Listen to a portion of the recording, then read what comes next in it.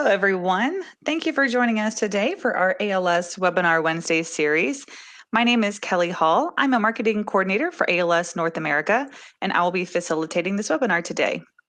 Before we begin the presentation, I do have a few helpful notes. If you are having technical issues with our webinar platform or any questions, feel free to type your message or question in the chat pod located at the bottom right of your screen. You can also select the hand icon to notify me of your status, and I can assist you. All questions regarding the webinar material will be answered at the end of the presentation. Our presenter today is Maria Chavez. Maria is the global product owner for ALS Webtrieve and the Webtrieve Mobile App. She has been working for ALS Tribology for more than 30 years. Her experience includes laboratory and account management, customer service, and LIMS support. Maria, thank you for taking your time to deliver this presentation today. I will go ahead and turn it over to you. Thanks, Kelly.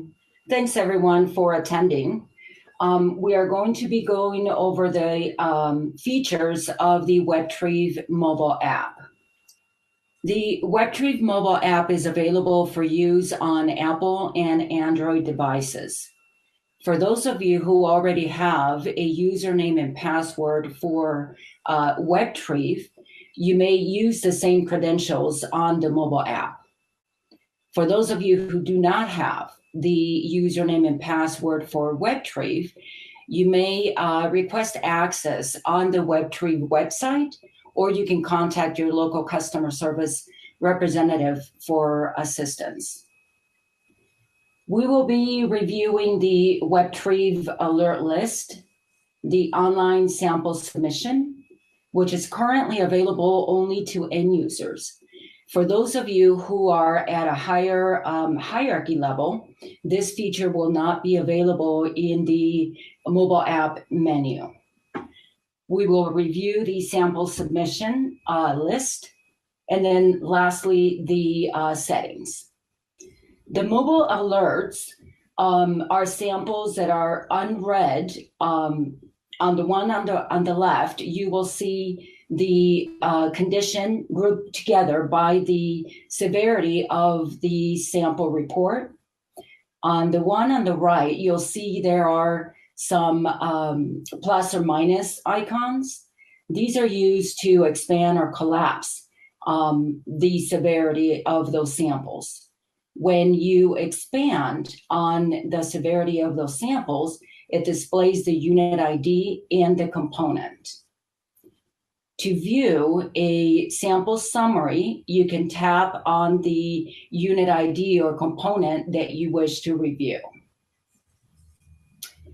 The sample results summary gives you information about the severity of the sample, the problem, if there is one, unit ID in the compartment.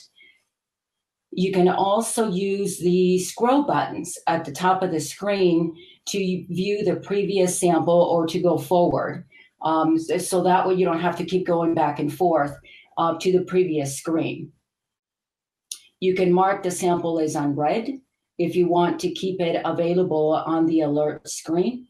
And you can also view the report. You can view a full report in 2 pages. The very first page, you'll see information about the unit, the component, the tests, results, and the diagnosis. The second part of the report is the back part of the report. It shows the graphs, the lab locations, and the methods. From this screen, you can download the full report. You can save it, email it, or you can print a hard copy. The online sample entry, it has 2 screens. The first one displays the company and the customer number that you are about to submit a sample for. You can also do a lookup for the unit ID and component that you wish to submit the sample for. Or if you have a component barcode, you can scan that barcode and it will find the component for that barcode, or you can enter a UIN. The UIN is a unique identification number This number is assigned by the laboratory once a component is registered. Once you have selected the unit and component that you want to submit the sample for, you will need a SIF number. A SIF number is a sample information form number. This tracking number appears on the sample form or label that you receive with your kits. This is a required field. Once you have selected and entered the SIF number, you may tap on Next to go to the next screen. On the next screen, or screen number 2, is the information specific to that sample. You'll see the unit ID and component that you're going to submit the sample for.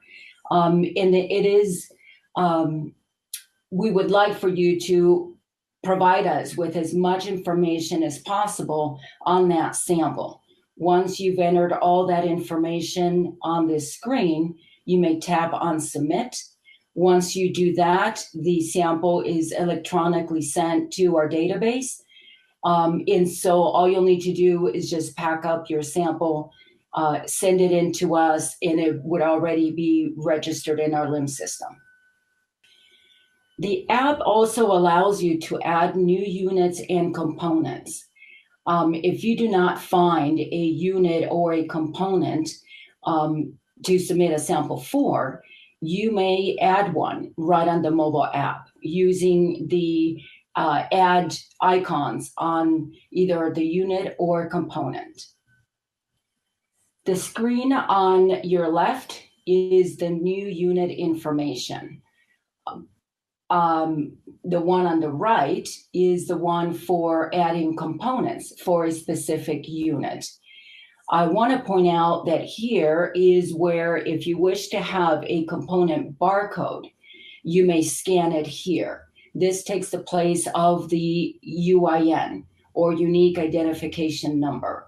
So next time that you want to submit a sample for that specific component, you just need to scan the barcode. Submitted sample listing. The mobile app displays a list of submissions made either on the mobile app or on the Webtrieve website. And what this does is that it allows you to keep track of which samples are still in transit. Once the sample arrives at the lab, they are removed from this list. So you know that it has arrived. The ones that have not are still in transit. The settings. The setting that allows you to change the color coding for the severities on your screen. So you can change the colors. You can also select the severity alerts that you would like to get, the days that you want to retrieve. You also can change the default screen. Say, for example, instead of the alert screen, you prefer to have the online sample submission. You can change the default in your settings. You can also manage your push notifications here. And should you have any questions regarding the mobile app or the Webtrieve website, feel free to contact myself or the staff, your local customer service representative, or you can also make a general inquiry. And that concludes the presentation. Thank you, Maria. We do have a question from Gregory. He asks on slides 7, 8, and 9, he would like you to cover again the source or the information of the component barcode. He's asking, how do we obtain barcodes? Do they come from ALS or elsewhere? This is, it could be any barcode. We do not provide the barcodes. If, say, for example, there is already a barcode assigned to that component, or you can generate your own barcode, you can apply it to that component and scan it. So this is something that we do not provide. Another question came in from David. He asked that he did download the app, but he said he can't seem to find a way to sign on. So I'm assuming you don't have the username and password. If that is the case, you can log into the Webtrieve website and request access through there. If you don't have access to the website, then you can contact the customer service rep and they can get you signed on. They said thank you for that. Again, we are opening it for questions, so feel free to write your questions in the pod on the bottom right.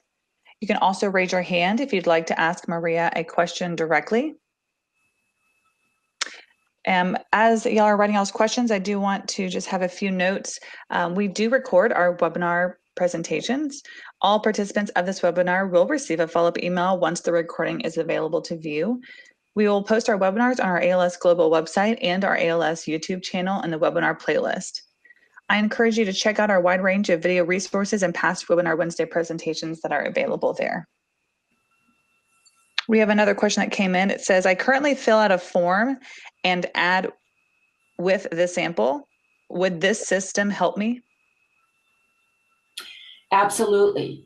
So instead of filling out that form, this takes the place of.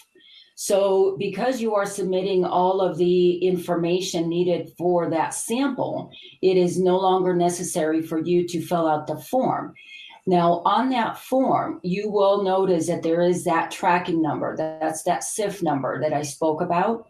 You will need to enter that tracking number or that SIF number in your sample submission and note on the sample form that you have submitted this online and return that form with the sample.